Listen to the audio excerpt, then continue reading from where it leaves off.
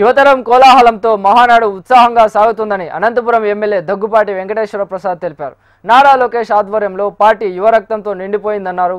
మహానాడులో చర్చించిన అంశాలు, తీర్మానాలు భవిష్యత్తు రాజకీయాలను ప్రభావితం చేస్తాయని చెప్పారు. నారా లోకేష్ ఆధ్వర్యంలో పార్టీ మరింత బలోపేతం అవుతుంది అంటున్న ఎమ్మెల్యే దగ్గుపాటి వెంకటేశ్వర ప్రసాద్తో మా Rayalaseema regional coordinator Praveen face to face.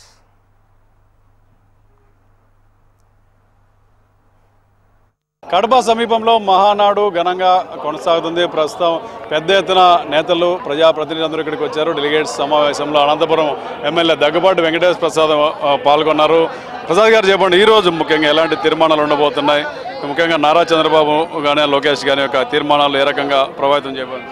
ఈ మహానాడు ఒక సపరేట్ దేనికంటే లోకేష్ బాబు గారి ఆధ్వర్యంలో జరుగుతుంది కాబట్టి గతంలోకి భిన్నంగా 6 శాసనాలు చేసి ఈరోజు ఈ మహానాడు జరుగుతూ ఉంది. ఈరోజు ముఖ్యంగా గతంలో కన్నా భిన్నంగా లోకేష్ గారి ఆధ్వర్యంలో 6 శాసనాలు చేసి దాని మీద తీర్మానాలు ప్రవేశపెట్టడం జరిగింది. ముఖ్యంగా గతంలో కన్నా ఫుడ్ అరేంజ్మెంట్స్ అయితేమి, అలాగే జనరల్ మొబిలైజేషన్ అయితేమి, ఇవన్నీ స్వచ్ఛందంగా పబ్లిక్ రావడం జరుగుతూ ఉంది.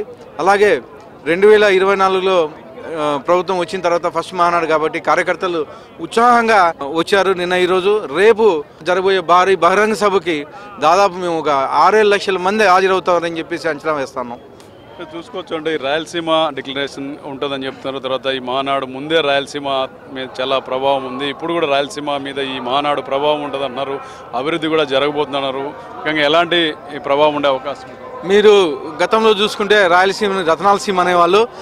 మా ముఖ్యమంత్రి వర్యులు ఆ రతనాల సీమ చేయాలని చెప్పేసి ముఖ్యంగా హెచ్ఎన్ఎస్ఎస్ వాటర్ అయితేమి, మిగతా ప్రాజెక్టులు అయితే వాటర్ ప్రాజెక్టులు ఏవైతే ఉన్నాయో హంద్రీని, ఇవన్నీ వాటర్ ప్రాజెక్టులు తీసుకొచ్చి ఈరోజు అనంతపురం జిల్లా తీసుకుంటే హంద్రీని వాటర్ వస్తున్నాయి కాబట్టి హార్టికల్చర్ బాగా డెవలప్ అయింది.